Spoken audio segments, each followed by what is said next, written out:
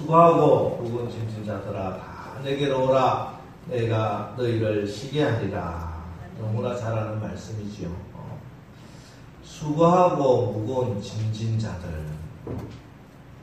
여러분 인생은 늘 수고롭고 각자의 주어진 짐을 지고 걸어가는 것이 우리 인생의 모습입니다.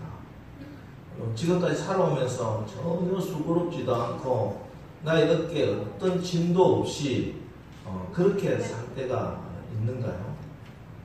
나는 지금까지 인생에서 어떤 짐도 없었다. 자신 있게 말할 수 있는 사람은 아무도 없을 것입니다. 가난한 사람은 또 가난한 대로 여러 가지 짐이 있고요. 돈 많은 사람은 또 많은 대로 또 다른 짐들을 지고 가고, 많이 배운다고 이 짐들이 사라지는 것도 아니고, 최고의 권력을 가진다고 짐이 벗겨지는 게 아니더라는 거지. 우리 인생은 모든 사람이 수고롭고 짐을 지고 가는 인생입니다. 그래서 오늘 우리 주님은 수고하고 무거운 짐진 자들아 다 내게로 오라 이렇게 초청했습니다. 왜? 우리에게 참된 쉼을 주려고, 안식을 주려고, 평안을 주려고 주님께서 우리를 부르고 계시는 줄 믿으시기 바랍니다. 그래서 오늘 우리 주님 앞에 왔으니 여러분들의 그 수고롭고 또 무거운 짐들이 다 벗겨지고 하나님이 주시는 안식과 참된 쉼과 기쁨과 평안을 얻어가시는 이 시간, 이 한 시간 되시기를 축복합니다. 자, 그럼 우리가 우리 주님께 가면은 어떻게 우리 주님이 우리에게 쉼을 주시는가? 29절 말씀 보면은 나는 마음이 온유하고 겸손하니 나의 멍에를 메고 내게 배우라. 그리하면 너희 마음이 쉼을 얻으리니. 마음이 온유하고 겸손하신 예수님에게 나가서 예수님이 지고 계신 그 멍에를 예수님과 함께 지라. 이 말씀이에요. 그러면은 우리의 마음이 쉼을 얻게 되고 우리에게 하나님의 평강인 하나님의 천국이 임하게 된다는 것입니다. 나의 무거운 짐을 벗고 예수님의 그 멍에를 같이 지는 것, 이것이 참된 안식의 비밀입니다. 그래서 오늘 우리가 이 시간에 예수님께 나온 거예요. 예수님께 나왔으니 우리의 모든 무거운 짐은 이제 주님 앞에 내려놓고 예수님을 바라보고 예수님과 함께 예수님이 지고 있는 그 멍에를 배우고 또 그 멍에를 같이 메고 그렇게 가서 참된 안식을 얻는 것입니다. 그러면 우리 예수님께 나와서 배우고 또 함께 메는 멍에가 뭐냐? 여러 가지로 해석이 가능하게 할 수 있을 겁니다. 그런데 나는 마음이 온유하고 겸손하니, 바로 예수님의 온유하고 겸손한 성품을 배우라는 것이에요. 예수님처럼 온유하고 겸손하게 그렇게 살라는 것입니다. 이것이 예수님과 함께 멍에를 메는 것이고, 그래야 여러분들의 마음에, 여러분의 가정에, 여러분의 환경에, 이 땅에 하나님의 평강이 임하고 안식이 임하고 평안함이 임하고 우리 공동체에 하나님의 나라가 회복되는 천국이 임하는 역사가 일어나는 것입니다. 무한경쟁 시대를 살고 있는 우리들, 이 시대에서 우리가 가지고 있는 착각이 있습니다. 그것은 내가 이기고 승리하기 위해서는 내가 더 굳세야 되고 더 강해야 이길 수 있다. 그렇게 착각하고 있다는 것입니다. 제가 고등학교 때 유행했던 스웨덴 남녀 혼성 그룹이죠. 아바라고 하는 그룹이 있었습니다. 그 LP판 사가지고 그거 듣는다고 얼마나 많이 들었는지 몰라요. Living Next to Alice. 그 중에 유명한 노래가 뭐냐면은 The Winner Takes All 이라고 하는 그런 노래가 있었어요. 여러분들 연세가 조금 있는 분들은 기억하실 분도 있을 거예요. 위너, The Winner. 이기는 자가 모든 것을 다 가지게 된다. 무조건 이겨야 된다. 수단 방법 가리지 말고. 너 지면 안 돼. 다른 사람에게 짓밟히면 안 돼. 이겨야 돼. 이겨야 돼. 가정에서도 학교에서도 온 세상이 다 그렇게 가르쳐. 자녀들 키우면서 자녀들의 마음이 따뜻하고 남에게 잘해주고 성격이 부드럽고 남의 말 잘 들어주고 그러면은 그 품성은 얼마나 귀한 품성입니까? 아우 참 멋있다 잘한다 격려해줘야 되는데 야 너 그렇게 나약해서 어떻게 살겠니 이 험한 세상을 그러죠. 막 꾸짖고 혹 밖에 나가서 아이에게 싸우다가 조금이라도 치고 오면 너 안 되겠다 야 태권도 가 권투 배워라 권투 하면서 가서 싸워 이렇게 아이들을 부추깁니다. 가만 놔둬도 거칠어지고 경쟁적이 되고 마음이 굳어지는 이 세상에 계속 그런 식으로 막 우리가 자녀들을 막 몰아낸단 말이에요. 그래서 그리스도인인 우리들조차 온유하라 이 말이 전혀 설득력이 없어요. 싫어요. 온유한 거 나 그렇게 살기 싫어. 나는 이기고 막 승리하고 막 그렇게 살고 싶어. 그런데 오늘 예수님은 성경은 분명히 말씀합니다. 온유한 것이 복이다. 온유한 자가 복을 받는다. 온유한 자가 진짜 이기는 것이다. 이렇게 말씀하고 있어요. 당시 예수님께서 온유한 자가 복이 있다. 그가 땅을 기업으로 받는다. 이 말씀을 하셨을 때 사람들이 아마 깜짝 놀랐을 거예요. 아니 예수님 왜 저런 말씀을 하시지?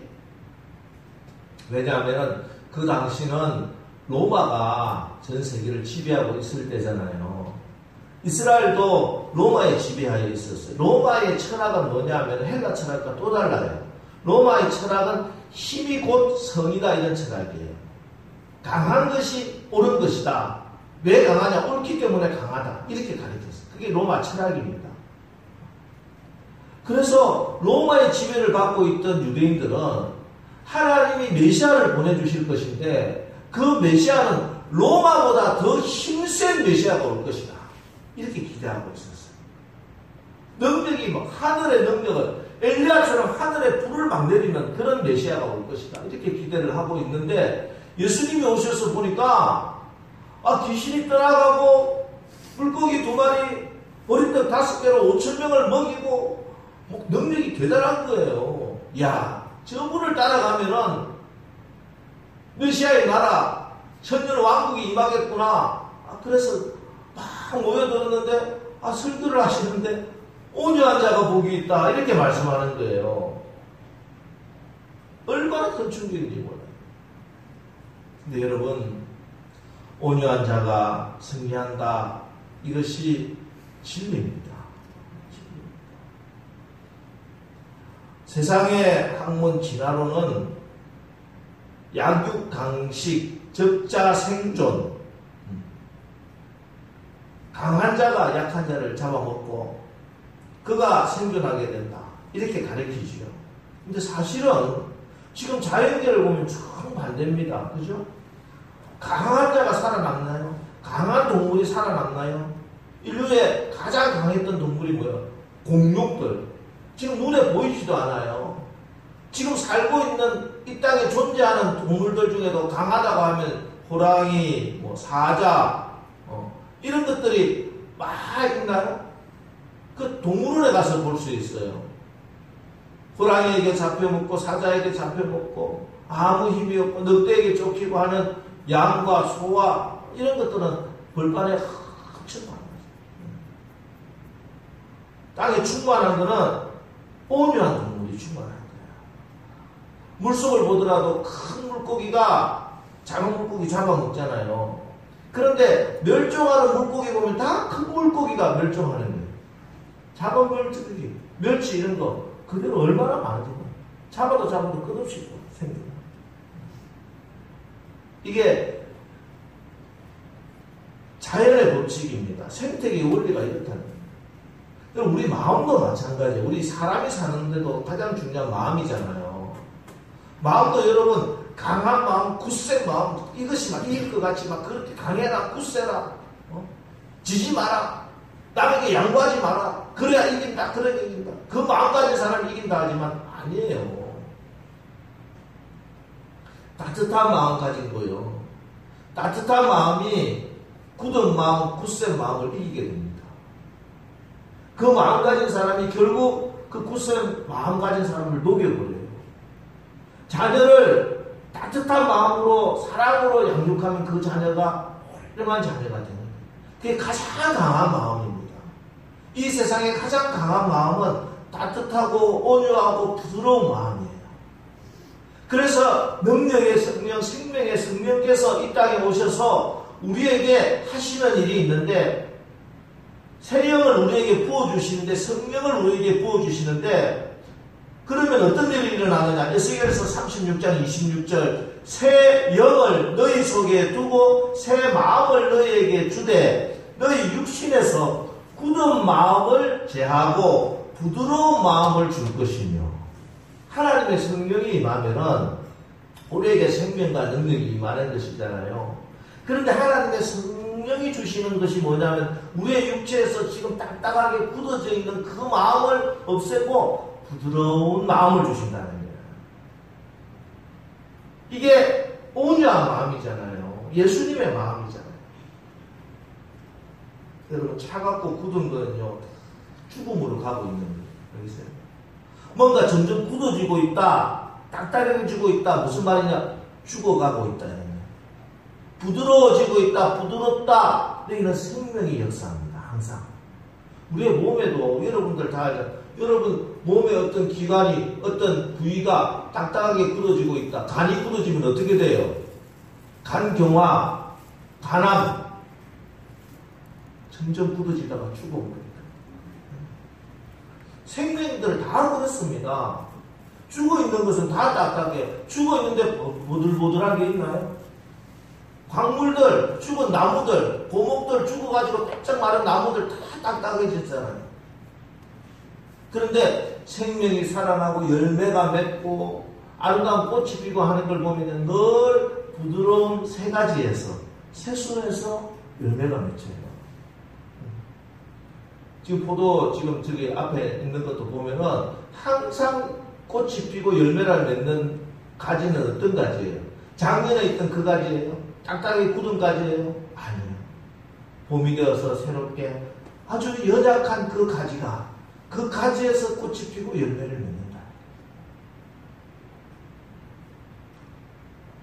그래서 성령께서는 우리가 온유하지 못하고 가시돋친 말을 하고 헐뜯는 말을 하고 비방하고 분을 내고 화를 내고 혈기를 부리고, 성령이 근심하시다 이런 말씀이세요. 성령이 근심하신다. 가장 슬픈 일입니다. 우리 예수 믿는 우리에게 가장 슬픈 일은 뭘까요? 성령이 근심하는 거예요. 하나님이 기뻐하시는 것이 가장 좋은 일이고, 하나님이 슬퍼하시고 근심하는 일이 가장 슬픈 일이에요. 근데 성령이 근심하신대요. 언제 근심하느냐? 에베소서 4장 30절, 32절 말씀. 하나님의 성령을 근심하게 하지 말라. 그 안에서 너희가 구원의 날까지 인치심을 받았느니라. 너희는 모든 악독과 노함과 분냄과 떠드는 것과 비방하는 것을 모든 악의와 함께 버리고 서로 친절하게 하며 불쌍히 여기며 서로 용서하기를 하나님이 그리스도 안에서 너희를 용서하신과 같이 하라. 여러분, 성령이 근심하는 것이 얼마나 무서운지 두렵고 떨리는 마음으로 이 말씀을 받으시기 바랍니다. 두 가지 방향의 사람이 있어요. 방향이 중요해요. 지금 내가 얼마나 부드러운가 딱딱한가 이거보다 중요한 것은 내가 지금 어떤 방향으로 걸어가고 있는가. 점점 딱딱해지는 사람이 있다. 신앙생활을 하고 교회를 다니는데도 더 딱딱해지는 사람이 있어요. 그러나 딱딱하고 굳었던 그 사람이 예수 만나고 신앙생활하면서 점점 부드러워지고 있는 사람입니다. 나이를 먹으면 육체는 점점 굳어지죠. 그건 어쩔 수가 없어요. 우리의 육체는 나이가 들고 그러면 딱딱해지잖아요. 뼈도 딱딱한 뼈도 더 딱딱해지는. 아이들 우리 시영이도 작년에도 몇 번 골절이 나는데 골절이만 나도 나나요. 그냥 잘 붓고. 근데 연세가 드셔서 골절이 일어나고 우리 어머니가 한번 골절이 일어나니까 낫지를 않는 거예요. 딱딱해지는 거예요. 근데 중요한 것은 그래서 우리가 운동을 해야 돼요. 유연할 수 있도록 유연성을 기르는 운동을 여러분 잘 하십시오. 이 건강을 유지하는 방법인데 근데 육체보다 더 중요한 게 마음이에요. 마음은 딱딱해지면 안 된다. 마음은 부드러워져야 돼. 날마다. 육신도 부드러워지기 위해서 운동을 해야 되듯이 마음도 가만 놔두면요 점점 딱딱해져요. 이렇게 부드러운 마음을 얻도록 온유해지도록 날마다 훈련을 해야 됩니다. 성령으로 날마다 채워야 돼요. 나라도 조직도 마찬가지, 가정도 마찬가지고 교회도 마찬가지예요. 교회도 숫자적으로 막 부흥하는데 그 교회가 딱딱해지는 교회가 있어요. 그전에는 사랑으로 온유하고 사랑으로 미치다 숫자가 늘어나고 조직이 생기고 이러면 다 딱딱하게 어떤 기계가 돌아가듯이 교회도 그렇게 착착 돌아가는데 너무 딱딱한 거야. 거기서는 은혜가 없어요. 생명이 역사하지 않는다니까요. 몇 사람이 모였고 숫자는 작아도 그곳에 부드러운 사랑이 있고 온유가 있고 서로 위해주고 하는 그곳에서 생명의 역사가 일어나는 거예요. 나라도 마찬가지입니다. 나라도 딱딱해지는 게 문제라는 것이에요. 얼마나 거친지 몰라요. 그냥 사람들이 서로 상대편을 원수로 여기고 저 사람이 죽어야 된다고 생각하는 거예요. 저 반대편이 죽어야지. 저 나라가 죽어야 내가 산다고 생각하지만 그게 아니에요.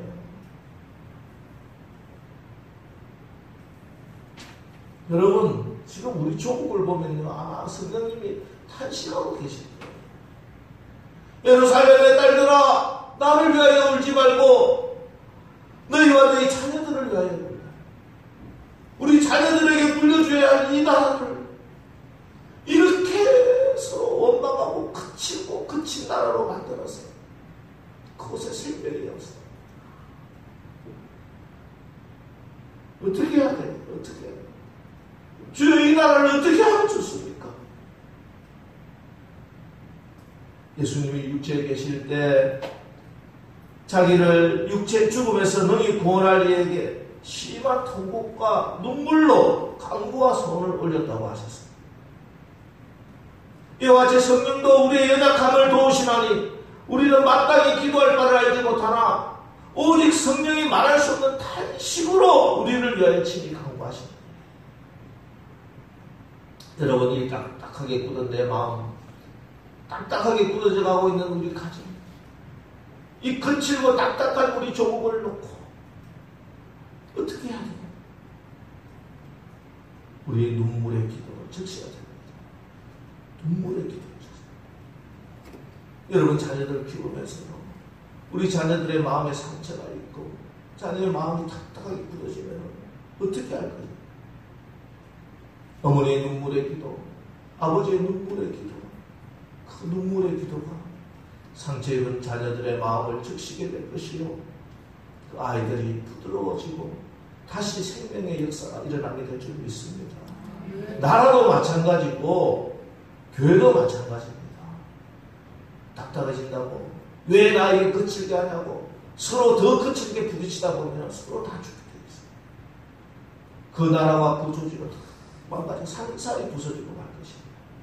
누군가 그곳에 가운데 서서 주님의 마음을 품고 눈물로 기도하고 그 눈물을 적실 때 그곳에 다시 성령의 역사가 일어나고 생명의 역사가 일어나고 부드러운 하나님의 아름다운 열매들이 일어나게 될 줄 믿습니다.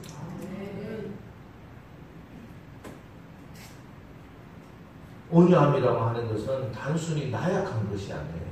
힘이 없어서 비굴한 것이 아니라는 것을 아셔야 됩니다. 헬라어로 브라우테스, 구약 히브리어는 아나우라고 하는 말인데 이 말은 우리가 온유라고 번역한 말인데 벌판을 질주하던 야생마를 잘 훈련시키니까 이게 이제 주인의 말에 따라서 좋은 교통수단이 되고 달리는 말이 됐을 때 프라우테스 말이다 이렇게 이야기해요. 사나운 맹수를 주인의 명령에 따라 잘 순종하고 따를 때 이 짐승을 프라우테스 즉 온유해졌다 이렇게 이야기를 해요. 온유한 사람은 무기력한 사람이 아니에요. 온유한 사람은 능력이 있고 힘이 있음에도 불구하고 그 힘의 강약을 조절할 줄 아는 사람이에요. 세상 정욕과 욕심에 눈이 멀어서 곱비 뿔린 망아지처럼 날뛰던 우리가 우리에게 주어주신 하나님의 능력과 재능과 은사를 잃어버리지 않고 내가 이것을 하나님의 뜻에 순종할 줄 아는 그런 사람으로 바뀌는 것이 프라우테스 온유해지는 것입니다. 내 마음대로 나를 막 통제하는 것이 아니라 하나님의 통제에 나를 맡기는 것이에요. 주인 되시는 하나님이 나를 통제하도록 내어 맡기는 삶을 아나우 프라우테스 온유함이다 이렇게 이야기하는 것이죠. 온유함은 가장 거친 것도 가장 부드럽게 만드는 능력이 있습니다. 똑같은 것처럼 저 동물의 왕국 이런 것도 한 번씩 이렇게 보는데 거기서 제일 신기했던 게 뭐냐면 제가 사자가 혹은 맹수가 자기 새끼를 입으로 확 무는 거 있죠. 그걸 볼 때마다 저러다가 저 새끼 큰일 나겠다. 그 이빨이 어떤 이빨이에요? 다른 동물을 잡아서 뜯어먹던 그 무서운 이빨. 그걸 가지고 새끼 사자를 입으로 확 물더라니까요. 저러다 어떡하나. 그런데 이 어미 사자의 이빨은 그 순간 새끼에 대한 사랑으로 온유해지는 거예요. 온유해져. 그렇기 때문에 그 새끼를 해치지 않아요. 해치지 않아요. 그걸 입에 물고 옆으로 옮기는 그런 도구가 됩니다. 안전한 곳으로 새끼를 옮기는 그런 이빨이 된다는 거죠. 이게 온유의 능력입니다. 알겠어요? 온유가 우리가 힘도 없고 비굴비굴해지고 내가 가지고 있는 재능도 능력도 다 잃어버리는 게 아니에요.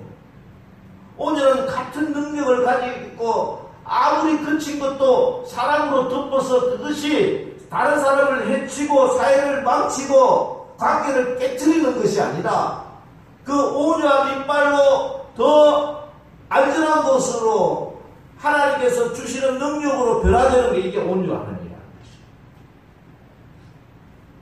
온유하죠. 여러분들의 모든 마음과 또 여러분들의 입에서 나오는 모든 말과 행동과 여러분 가정의 관계들과 우리 교회와 우리 교국이 다 온유해지는 그런 축복을 받으시기를 주님의 이름으로 축원합니다. 네. 그러면 어떻게 우리가 온유해질 수 있을까? 내가 온유해져야지 한다고 온유해지는 게 아니잖아요. 성경 그래서 너희가 온유해져라, 온유하게 되라 이런 말씀은 없어요. 이유는 온유라고 하는 것은 성경이 말씀하는 그 온유라고 하는 것은 성령의 열매이기 때문에 그렇습니다. 하나님의 성령을 받는 사람이 받는 선물이기 때문에 그래요. 온유는 예수님을 정말 주님으로 영접한 그 결과 성령 충만한 결과 나타나는 예수님의 성품 너무나 자연스럽게 나타나요. 온유의 뿌리는 성령님이세요. 그래서 나는 천선적으로 온유한 사람이다. 내 성품이 온유한 사람이다. 이 말이 성경적이지 않은 것과 마찬가지로 나는 원래 천성적으로 다혈질이고 온유하지 못하다. 이렇게 말하는 분도 성령을 받으면 성령으로 충만하게 되면 온유해질 수 있는 거예요. 여러분 예수 잘 믿는다는 것은 성령으로 충만하다는 거예요. 성령 충만하다는 것은 성령의 지배를 받는 것이고 성령의 이끌림 받는 대로 내가 순종해 나가는 것이에요. 그렇게 성령에 순종해 나가는 사람은 반드시 온유해진다는 것입니다. 하나님의 성령이 우리의 속사람을 온유함으로 치장을 해주신다. 이렇게 성경은 말씀하고 있어요. 베드로전서 3장 4절을 제가 공동번역으로 읽어드립니다. 썩지 않는 장식 곧 온유하고 정숙한 정신으로 속마음을 치장하십시오. 이것이야말로 하나님께서 가장 귀하게 여기시는 것입니다. 성령으로 충만하게 되면 성령이 우리의 속마음을 온유함으로 이렇게 지장해 주시고 화장해 주시고 예쁘게 해주신다는 거예요. 그래서 말고의 길을 칼로 자르던 베드로도 성령 충만함을 받고 온유해지고요. 스데반 집사님을 죽이는 돌을 던지는 그곳에서 옷을 거두고 살기 등등한 눈빛을 가지고 있던 바울도 성령 충만하게 되니 온유해졌습니다. 여러분, 우리는 성령님으로 인해서 온유한 마음을 받아 하나님 말씀을 듣는 귀가 열리고 보는 눈이 열려서 하나님을 사랑하게 되고 이웃을 사랑하게 됩니다. 때문에 우리가 온유해질 수 있는 유일한 길은 성령의 충만함을 받는 거예요. 성령님을 여러분들이 날마다 환영하십시오. 성령님을 부르시기 바랍니다. 그러면 성령께서 친히 우리의 마음에 임재하여 주셨습니다. 우리의 완악하고 딱딱하게 굳은 마음을 제해 주시고 부드러운 마음으로 우리를 지장해 주시는 거예요. 사실 우리가 예수 믿는다고 하면서 심지어 목사라고 하면서도 민감합니다. 조금만 나에게 내 권리와 내 자존심을 조금만 상하게 하면 참지 못하고 반드시 그걸 다 뒤집어서 증명하고 밝혀내야 직성이 풀려. 다른 일이 손에 잡히지도 않고.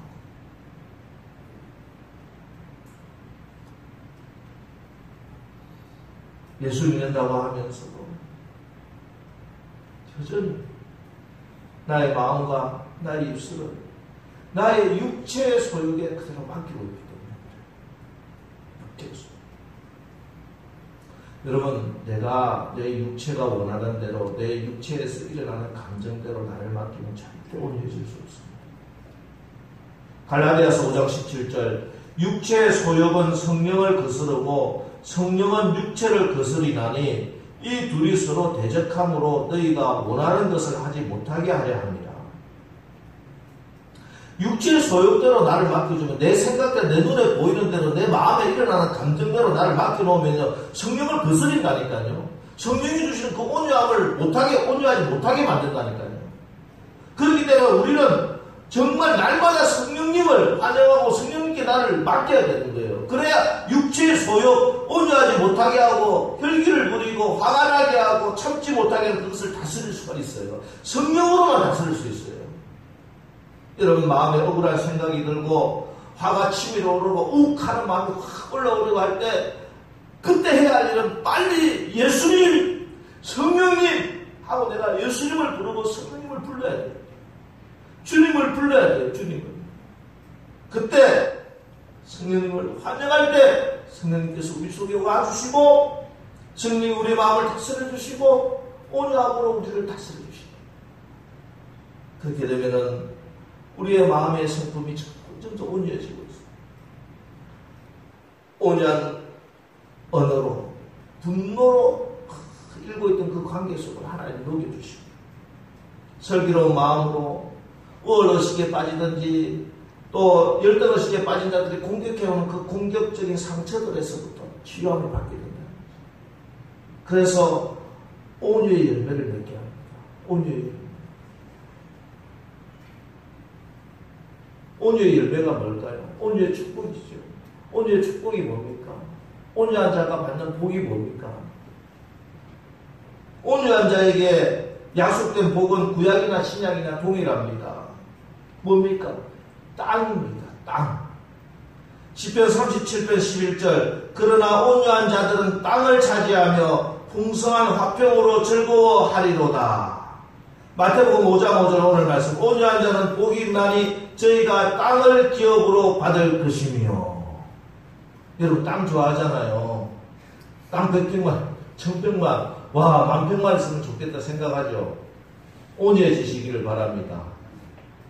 근데 여기 땅이 뭐 1000평, 10,000평 그 땅 주는 것이라기보다는 또 그럴 수도 있겠지만 그거보다는 여기서 말하는 땅이 뭔가 하나님이 우리에게 온유해지면 땅을 주신다고 하는데 그 땅이 뭘까요?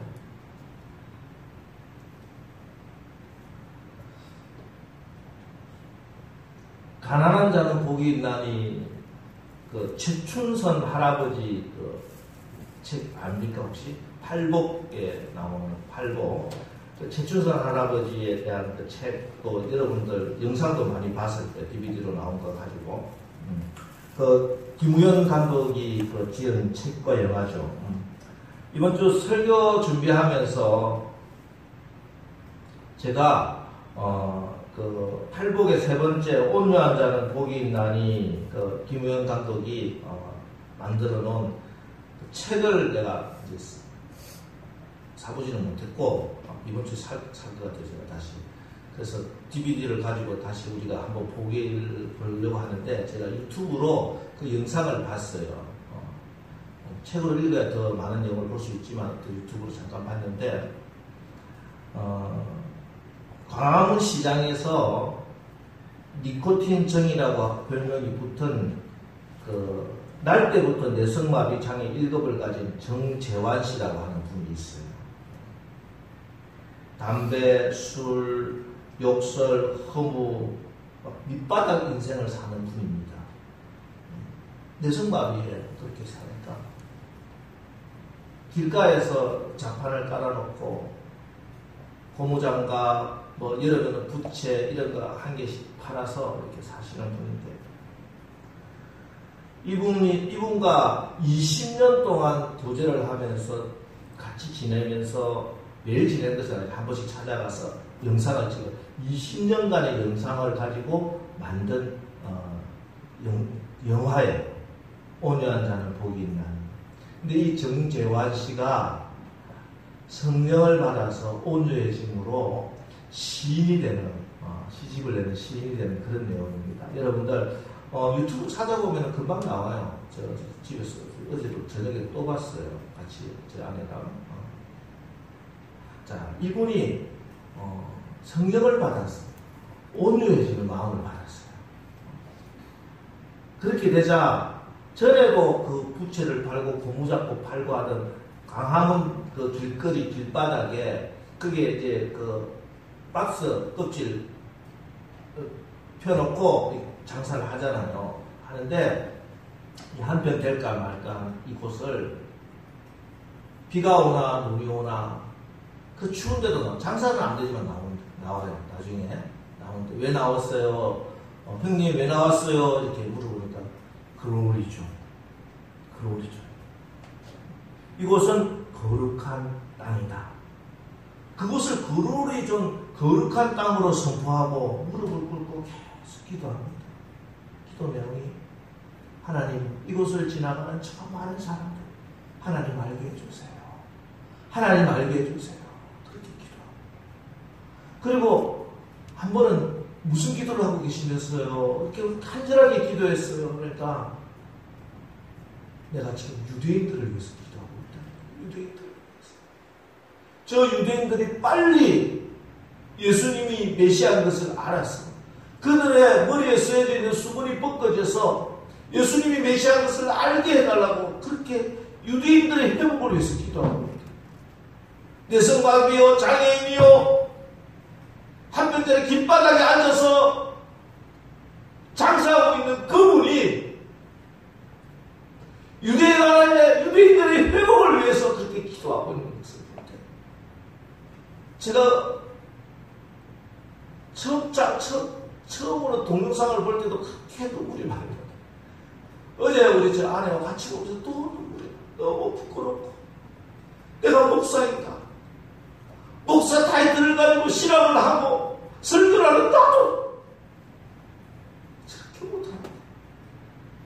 저분이 저 한편 길바닥 한편을 이곳을 그로리아 존이라고 거룩한 땅이라고 하나님 앞에 선포하며 그곳을 지나는 모든 사람들을 주님께 돌려보내달라고 기도의 전사가 되어 기도의 용사가 되어서 유대의 회복을 위해서도 기도하는 기도의 용사가 되어서 저렇게 하고 저게 온유한 자가 받는 축복이구나 하는 것을 제가 깨달았습니다.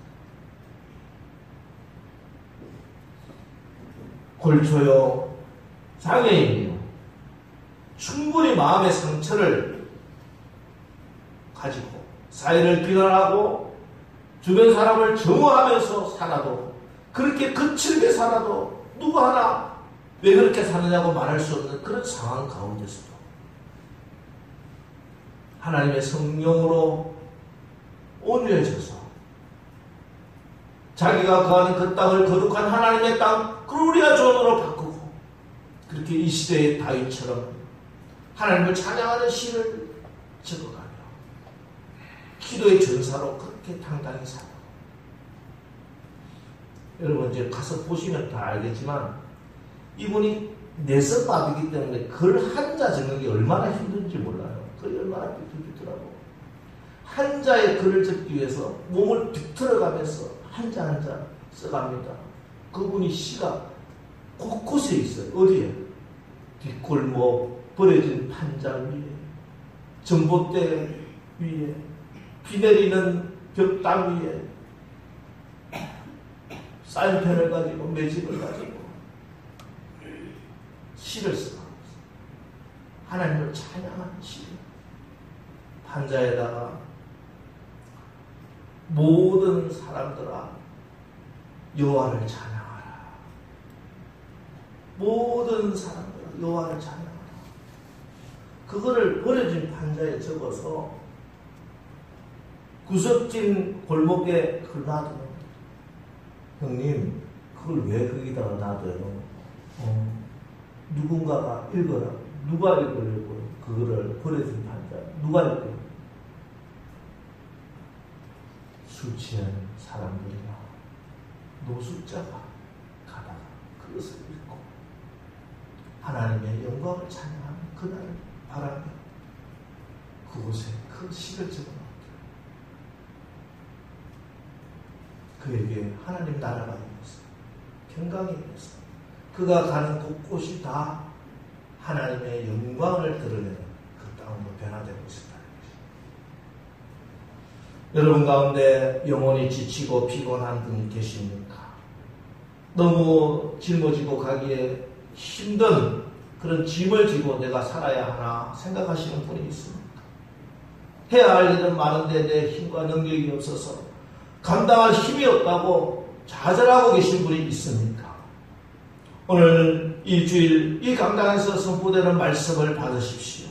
수고하고 무거운 짐진 자들아 다 내게로 오라. 내가 너희를 쉬게 하리라. 예수님께 나오십시오. 여러분 무거운 짐 수고하고 지친 모든 것들 주님 앞에 내려놓으시오. 나는 온유하고 겸손하니 온유하신 주님의 멍에를 메고 주님께 배우시기 바랍니다. 성령으로 충만하시기 바랍니다. 그렇게 되기 바라면 지금까지 지치고 힘들고 짜증나고 분나고 혈기나고 화나는 그 모든 땅이 하나님의 영광이 임하는 글로리아 존이 될 것이요 하나님의 영광을 드러내는 축복의 땅으로 변화되는 그런 은혜가 임하게 될 줄 믿습니다. 이번 한 주간 이 말씀 잘 기억하시고 내 마음에 지치고 힘든 것 때문에 화가 나고 우가는 마음이 치밀어 오를 때마다 성령님 초청하시고 성령님께 여러분의 마음을 내어드리시고 성령님이 여러분의 마음을 다스리셔서 여러분들의 가정이 여러분들의 모든 삶의 현장이 우리 조국 대한민국이 하나님이 주시는 하나님의 영광의 땅으로 변화되는 축복의 그런 역사가 일어나게 되시기를 주님의 이름으로 축원합니다.